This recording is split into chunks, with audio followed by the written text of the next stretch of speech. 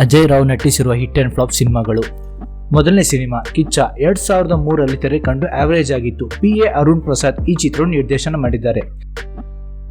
ಎರಡನೇ cinema excuse me 2003ರಲ್ಲಿ ತೆರೆ ಕಂಡು ಸೂಪರ್ ಹಿಟ್ ಆಗಿತ್ತು. ಪ್ರೇಮ್ ಈ ಚಿತ್ರವನ್ನು ನಿರ್ದೇಶನ ಮಾಡಿದ್ದಾರೆ. ಮೂರನೇ ಸಿನಿಮಾ ಸೂರ್ಯ ದಿ ಗ್ರೇಟ್ 2005ರಲ್ಲಿ ತೆರೆ ಕಂಡು ಆವರೇಜ್ ಆಗಿತ್ತು. ಋಷಿ ಈ ಚಿತ್ರವನ್ನು ನಿರ್ದೇಶನ ಮಾಡಿದ್ದಾರೆ. ನಾಲ್ಕನೇ ಸಿನಿಮಾ ಗ್ರೀನ್ ಸಿಗ್ನಲ್ 2005ರಲ್ಲಿ ತೆರೆ ಕಂಡು ಆವರೇಜ್ ಆಗಿತ್ತು. ವಿಜಯ್ ಮದ್ದಾಳ ಈ ಚಿತ್ರವನ್ನು ನಿರ್ದೇಶನ ಮಾಡಿದ್ದಾರೆ.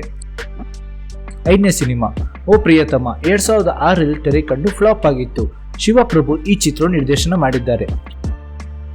ಆರನೇ ಸಿನಿಮಾ ಅಮೃತವಾಣಿ 2007ರಲ್ಲಿ ತೆರೆ ಕಂಡು ಫ್ಲಾಪ್ ಆಗಿತ್ತು. BR ರಾಜಶೇಖರ್ ಈ ಚಿತ್ರವನ್ನು ನಿರ್ದೇಶನ ಮಾಡಿದ್ದಾರೆ. ಏಳನೇ ಸಿನಿಮಾ ಗಣೇಶ 2007ರಲ್ಲಿ ತೆರೆ ಕಂಡು ಫ್ಲಾಪ್ ಆಗಿತ್ತು. ದಿನೇಶ್ ಬಾಬು ಈ ಚಿತ್ರವನ್ನು ನಿರ್ದೇಶನ ಮಾಡಿದ್ದಾರೆ. ಎಂಟನೇ ಸಿನಿಮಾ ಹುಟ್ಟಿದರೆ ಕನ್ನಡ ನಾಡಲ್ಲಿ ಹುಟ್ಟಬೇಕು 2008ರಲ್ಲಿ ತೆರೆ ಕಂಡು ಫ್ಲಾಪ್ ಆಗಿತ್ತು. ಮಹಾದೇವ್ ಈ ಚಿತ್ರವನ್ನು ನಿರ್ದೇಶನ ಮಾಡಿದ್ದಾರೆ. ಒಂಬತ್ತನೇ ಸಿನಿಮಾ ತಾಜ್ ಮಹಲ್ 2008ರಲ್ಲಿ ತೆರೆ ಕಂಡು ಹಿಟ್ ಆಗಿತ್ತು. R ಚಂದ್ರು ಈ ಚಿತ್ರವನ್ನು ನಿರ್ದೇಶನ ಮಾಡಿದ್ದರು. ಹತ್ತನೇ ಸಿನಿಮಾ ಜಾಜಿ ಮಲ್ಲಿಗೆ 2009ರಲ್ಲಿ ತೆರೆ ಕಂಡು ಫ್ಲಾಪ್ ಆಗಿತ್ತು. R ಅನಂತರಾಜು ಈ ಚಿತ್ರವನ್ನು ನಿರ್ದೇಶನ ಮಾಡಿದ್ದರು. 11ನೇ ಸಿನಿಮಾ ಪ್ರೇಮ್ ಕಹಾನಿ 2009ರಲ್ಲಿ ತೆರೆ ಕಂಡು ಆವರೇಜ್ ಆಗಿತ್ತು. R ಚಂದ್ರು ಈ ಚಿತ್ರವನ್ನು ನಿರ್ದೇಶನ ಮಾಡಿದ್ದರು. 12ನೇ ಸಿನಿಮಾ ಕ್ರಿಶ್ಚಿಯನ್ ಲವ್ ಸ್ಟೋರಿ 2010ರಲ್ಲಿ ತೆರೆ ಕಂಡು ಹಿಟ್ ಆಗಿತ್ತು. ಶಶಾಂಕ್ ಈ ಚಿತ್ರವನ್ನು ನಿರ್ದೇಶನ ಮಾಡಿದ್ದರು. 13ನೇ ಸಿನಿಮಾ ಮನಸ್ಸಿನ ಮಾತು 2011ರಲ್ಲಿ ತೆರೆ ಕಂಡು ಫ್ಲಾಪ್ ಆಗಿತ್ತು. R ಅನಂತರಾಜು ಈ ಚಿತ್ರವನ್ನು ನಿರ್ದೇಶನ ಮಾಡಿದ್ದರು. 14ನೇ ಸಿನಿಮಾ ಕ್ರಿಶ್ಚಿಯನ್ ಮ್ಯಾರೇಜ್ ಸ್ಟೋರಿ 2011ರಲ್ಲಿ ತೆರೆ ಕಂಡು ಹಿಟ್ ಆಗಿತ್ತು. ನೂತನ್ ಉಮೇಶ್ ಈ ಚಿತ್ರವನ್ನು ನಿರ್ದೇಶನ ಮಾಡಿದರು.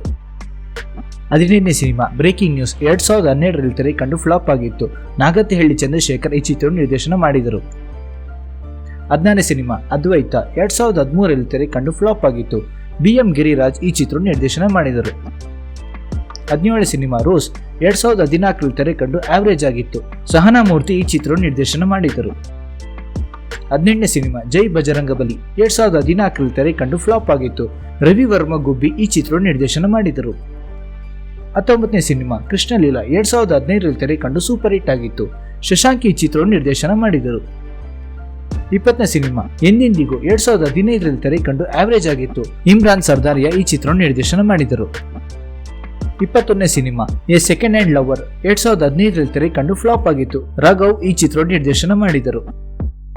22ನೇ ಸಿನಿಮಾ ಕೃಷ್ಣ ರುಕ್ಕು 2016ರಲ್ಲಿ ತೆರೆ ಕಂಡು ಹಿಟ್ ಆಗಿತ್ತು. ಅನಿಲ್ ಕುಮಾರ್ ಈ ಚಿತ್ರವನ್ನು ನಿರ್ದೇಶನ ಮಾಡಿದರು.